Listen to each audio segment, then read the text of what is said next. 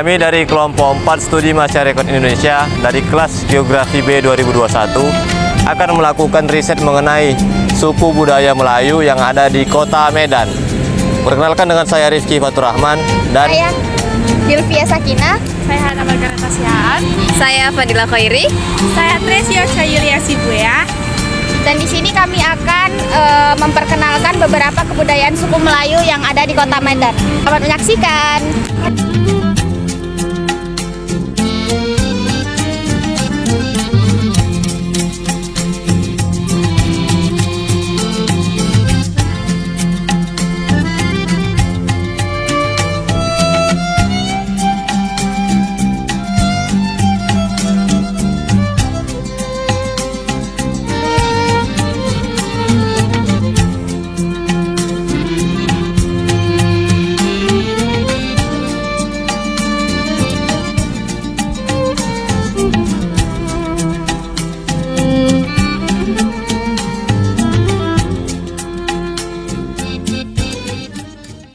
Oke, baik, di sini saya sedang berada di Istana Maimun, yang dimana istana ini merupakan salah satu peninggalan Kesultanan Delhi yang ada di Kota Medan.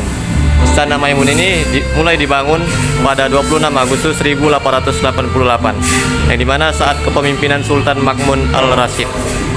Bangunan Istana Maimun ini selesai dikerjakan selama 3 tahun. Kemudian istana ini diresmikan pada 18 Mei 1891. Adapun arsitektur pembangunan Istana Maimun bernama Insinyur Kapten T.H. van Aert yang merupakan arsitek asal Italia. Bangunan ini bercorak Islam, tradisi Melayu dan Eropa. Istana ini didominasi dengan warna kuning khas Melayu dan dengan 82 tiang batu dan 43 tiang kayu sebagai penyangga untuk memperkokoh bangunannya. Dengan 3 buah atap dari istana ini berbentuk kubah yang terbuat dari sirap dan tembaga. Bentuk atap ini bercorak keislaman. Di dalam istana ini terdapat 30 kamar yang di dalamnya terdapat berbagai barang bergaya Eropa. Di dalam istana ini juga terdapat berbagai foto keluarga dari Kesultanan Delhi. Di sekitar gedung utama istana terdapat sebuah bangunan kecil yang di dalamnya bangunan itu terdapat sebuah meriam kuntum.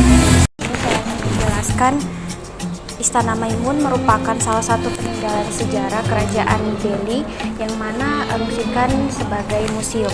Nah, Istana Maimun ini dibangun oleh Sultan Ma'mun al-Rashid Perkasa Alamsyah yang dimana pada masa pemerintahan kerajaan Delhi antara tahun 1873 sampai 1924, dan pembangunan istana ini dimulai dari tahun 1888 sampai dengan selesai pada tahun 1891. Dan nama Maimun untuk istana ini diambil dari nama permaisuri sultan yang bernama Siti Maimunah.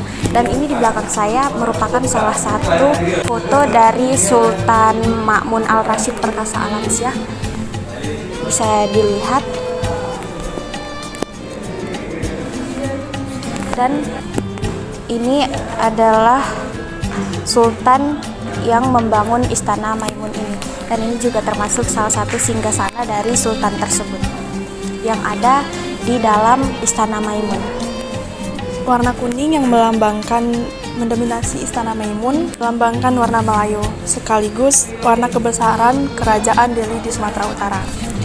Yang dimana ini adalah singgasana yang dimiliki oleh Kesultanan Delhi yang ada di dalam Istana Maimun, yang memiliki warna kuning yang melambangkan kemegahan dari suku Melayu. Oke, sekarang saya berada di meriam kuntum yang mana katanya berarti ini adalah jelmaan dari Putri Hijau yang bernama Bambang Khayali dari kerajaan Delhi. Nah, jadi menurut legendanya Putri Hijau ini menjelma menjadi meriam untuk menjaga istana dari sebuah serangan Raja Aceh yang dulu cintanya ditolak oleh Putri Hijau tersebut. Nah, sekarang saya akan membahas mengenai penyebaran etnis Melayu yang ada di Sumatera Utara, terutama di Kota Medan. Nah, etnis Melayu ini merupakan salah satu etnis terbesar yang ada di Kota Medan, dengan populasi sekitar 42% dari total seluruh populasi yang ada di Kota Medan. Nah, persebaran dari etnis Melayu ini tersebar di antaranya di daerah pesisir seperti di pesisir barat, pesisir timur seperti Kabupaten Deli Serdang, Kabupaten Asahan, Batubara, dan Langkat. Kalau di pesisir barat itu seperti Kabupaten Labuhan Batu, Labuhan Batu Utara, dan Padang Lawas Utara. Kemudian tersebar juga di Kabupaten Nias, yang dimana berada di Gunung Sitoli. Nah, persebaran etnis Melayu ini disebabkan oleh beberapa faktor, yaitu ada faktor interaksi, perdagangan, serta sejarah, yang dimana sejarahnya salah satunya adalah melalui Istana Maimun ini. Kemudian di perdagangan, suku Melayu dikenal sebagai seorang pelaut dan pedagang yang seulung, sehingga mereka menyebar ke berbagai di wilayah di Sumatera Utara untuk mencari peluang ekonomi. Sedangkan faktor ketiga yaitu interaksi sosial. Perkawinan campur antara interaksi sosial dengan etnis lain juga turut menyebarkan etnis Melayu di berbagai wilayah di Sumatera Utara. Ini merupakan salah satu alunan Melayu yang dimainkan dengan alat musik Melayu yang ada di Istana Maimun, Kota Medan.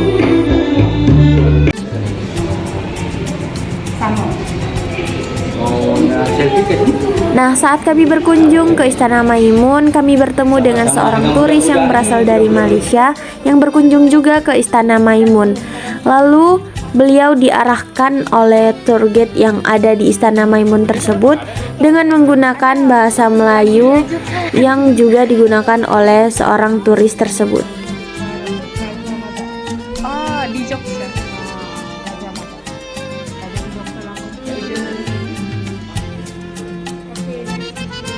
Nice to meet you too.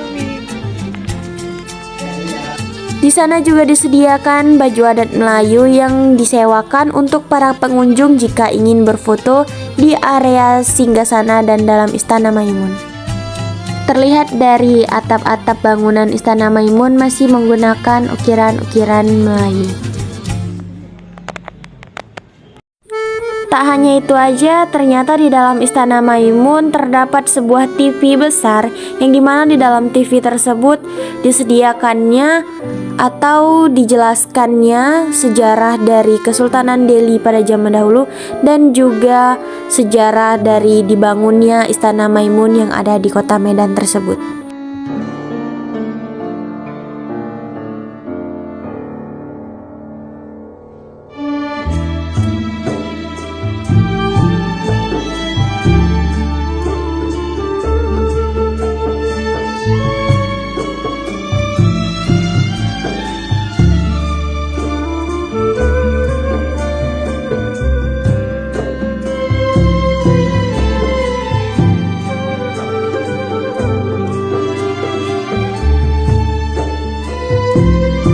Peninggalan bangunan bersejarah suku Melayu yang ada di Kota Medan, selanjutnya ada Masjid Raya Al-Mahsun, Kota Medan, yang dimana pada saat kita masuk ke dalam masjid tersebut kita dilihatkan oleh ukiran-ukiran Melayu dari awal masuk ke pintu hingga kita masuk ke dalam masjidnya, dan juga di setiap sudut dan sisi masjid masih menggunakan ukiran-ukiran dari Melayu tersebut.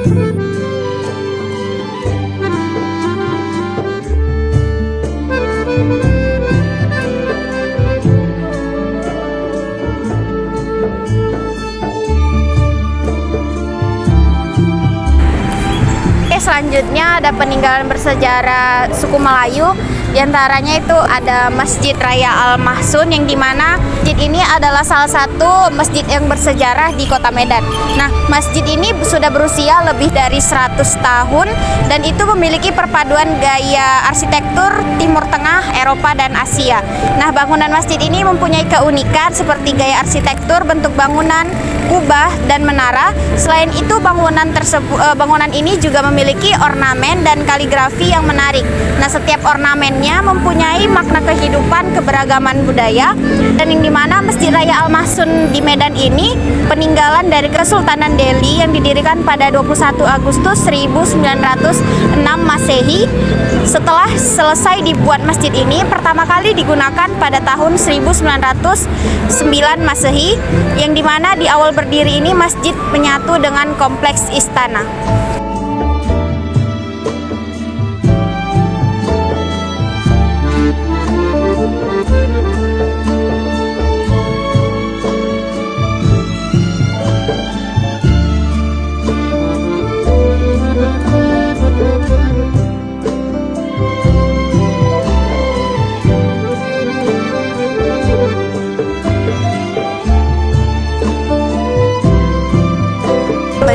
ini saya sedang berada di Taman Sri Deli yang berlokasi di Jalan Sisingamangaraja.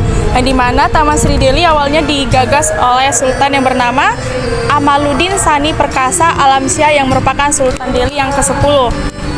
Dan Taman Sri Deli ini memiliki luas sekitar 14.884 meter. Dan tempat ini dulu bahkan sebagai tempat nongkrong para sultan. Dan di mana sekarang ini sudah dijadikan sebagai tempat food court karena tidak ramai seperti dulu lagi. Dan sama seperti fungsinya dulu, Taman Sri Deli juga difungsikan sebagai taman kota yang dibuka untuk umum sekarang ini, dan terdapat berbagai fasilitas yang bisa dinikmati oleh para pengunjung di Taman Sri Deli, yang dimana di area bermain anak-anak itu ada area parkir, gazebo, kolam ikan, spot foto, tempat duduk, dan toilet. Taman Sri Deli ini juga merupakan salah satu peninggalan bersejarah suku Melayu yang ada di Kota Medan, dan Taman Sri Deli ini juga disebut sebagai taman kota yang ada di Kota Medan. Nah, ini keadaan Taman Sri Deli pada saat ada event keagamaan, yang dimana Taman Sri Deli ini letaknya pas di sebelah Masjid Raya Kota Medan. Hai guys, jadi kami di sini udah mendapatkan salah satu narasumber kami dari suku Melayu, yaitu namanya Kak Ahyana Isma. Nah, di sini kami ingin bertanya-tanya tentang bagaimana sih suku Melayu itu terhadap kakak ini gitu. Ayo mulai guys. Jadi Kak, pertanyaan yang pertama kali ditanyakan itu, warna yang menciri khaskan suku Melayu itu apa? Biasanya warna suku Melayu tuh dia kayak warna kuning, terus warna merah. Tapi sih yang paling identik itu warna kuning sama warna hijau. Seperti itu. Kemudian Kak, biasanya makanan Melayu yang paling populer itu gimana Kak? Kalau orang Melayu tuh biasanya mereka suka kayak bubur pedas, terus kue yang terkenal tuh kue bingka. Nah, itu biasanya banyak dijual di tepi-tepi jalan, di pas puasa-puasa pun juga banyak. Itu cuma rata-rata orang tuh tak tahu kalau itu kue dari Melayu. Terus pas hari raya juga biasanya banyak orang tuh buat roti jala. Nah, roti jala tuh juga khas orang Melayu. Kalau minumannya Kak? Kalau minuman itu tak ada. Berarti orang Melayu suka sama minuman ya Kak? Ya, minuman ya sama lah kayak suku-suku lainnya. Kalau orang Melayu tuh suka makanan pedas gak Kak? Atau gak suka pedas tapi yang manis-manis? Biasa-biasa aja. Untuk tari-tariannya itu Kak, tari suku Melayu itu yang kayak mana Kak? Ada namanya nggak? Kalau yang dari suku Melayu Delinya, karena awak kan orang Melayu. Kalau orang Melayu dari suku Delinya tuh biasanya tariannya selampung 12. Tapi kalau dari Melayu Riau, dari Melayu-Melayu yang lainnya tuh campur. Ada yang kapur siri, terus tari persembahan Melayu pun juga ada. Beda-beda. Kan Kak, apakah ada rumah adat dari suku Melayu gitu? Biasanya kalau rumah adat itu sekarang kalau dijumpai itu udah payah lah. Tapi biasanya rumah adat itu identik dia dengan rumah panggung. Tapi jarang sih orang Melayu sekarang rumah panggung. Rata-rata semua rumahnya daripada diturunkan, rumahnya udah rumah bangunan kayak biasa. Terus corak-coraknya itu ya kayak kita lihat di Istana Maimun, warna-warna kuning, warna merah, tentu. Oke Kak, itu yang terakhir, kalau misalnya pernikahan tuh ada nggak tradisi yang mencolok di Melayu? Oh, ada. Biasanya orang Melayu kalau nikah dia ada adat gini, nasi hadap-hadapan. Terus belum ketemu sama pengantinnya tuh dia pengantin laki sama pengantin perempuan kayak ada apa nama tuh tali gitu sama kain gitu ditutup pembatasnya gitu sebelum berjumpa dengan pengantin perempuannya. Terus kalau di suku Melayu kan kalau di suku lain tuh udah habis akad bisa tinggal bareng. Kalau di Melayu nggak boleh, habis akad itu besok paginya baru boleh, habis pesta baru boleh tinggal sama gitu. Itu untuk seluruh Melayu atau hanya Melayu Deli yang Kakak tahu aja? Kalau yang awak tahu tuh untuk Melayu Deli aja, tak ada untuk Melayu yang lain. Tapi nggak tahu juga sih. Itu itu tradisinya itu masih diterapkan sampai sekarang nggak? Atau udah ada kayak mulai ada perubahan gitu? Kalau di kampung-kampung masih, tapi kalau di kota mungkin udah sedikit tidak terlalu lah ya, karena pun kita tahu kalau suku Melayu ini udah jarang dijumpai karena di Medan ini pun lebih banyak dari suku-suku lain yang bergabung di sini. Campur-campur Iya, ya? campur-campur. Untuk baju adatnya Kak, kembali lagi nih ke baju adat nih. Untuk baju adatnya tuh ada nggak yang spesifik dari baju adat lain dari suku Melayu? Oh, kalau untuk suku Melayu tuh dia sering pakai songket. Nah, itu songket. Yang perempuannya pun juga kadang pakai songket. Terus kalau untuk apa namanya mahkotanya tuh Iya. beda juga sama yang lain gitu. Terus ya itu tadi warnanya. Warnanya? Biasanya warna kuning. Jarang kalau orang Melayu nggak warna kuning. Identiknya kuning. Mau nanya nih Kak, tentang ada nggak sih mitos-mitos tentang dari suku-suku Melayu gitu? Kalau misalnya dari suku Batak kan banyak tuh mitosnya, kayak iya di Batu Gantung, kayak ada cerita-cerita rakyatnya gitu Kak. Oh, ada. Kalau suku Melayu itu cerita Putri Hijau yang paling terkenal, yang ada abangnya Meriam Kuntung. Itu kan bisa kita tengok lah di sana di Istana Maimun. Istana Maimun. Di sana itu cerita dari orang Melayu. Bisa kami tanyakan Kakak, mungkin terima kasih atas waktunya.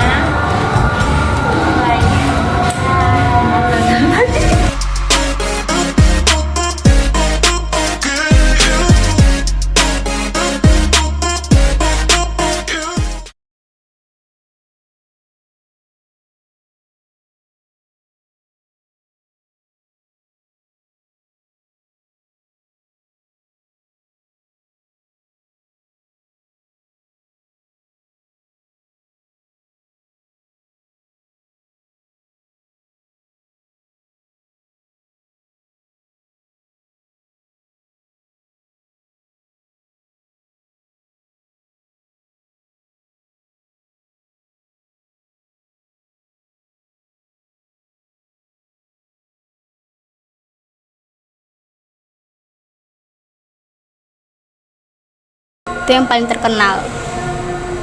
Yang Kakak tahu nih ciri fisik dari orang Melayu tuh gimana tuh? Yang setahu Kakak tuh ciri fisiknya gimana? Mulai dari mungkin dari matanya, dari gaya rambutnya, mimik mukanya, atau cara bahasanya. Biasanya kalau orang Melayu tuh dia kalau dilihat dari fisiknya ya, wajah-wajahnya kayak matanya gitu beda dia sama orang-orang suku lain, orang Batak. Kan kalau muka orang Batak tuh dia kayak tegas gitu kan. Kalau orang Melayu tuh beda dia dilihat. Terus jarang sih orang Melayu kita lihat tuh mukanya putih gitu, jarang gitu. Terus kalaupun dia dalam bertutur biasanya nggak terlalu keras suaranya, seperti itu. Cintulah, iya. Dan mungkin itu aja Kak yang bisa kami tanyakan Kakak. Mungkin terima kasih atas waktunya. Bye bye. Bye.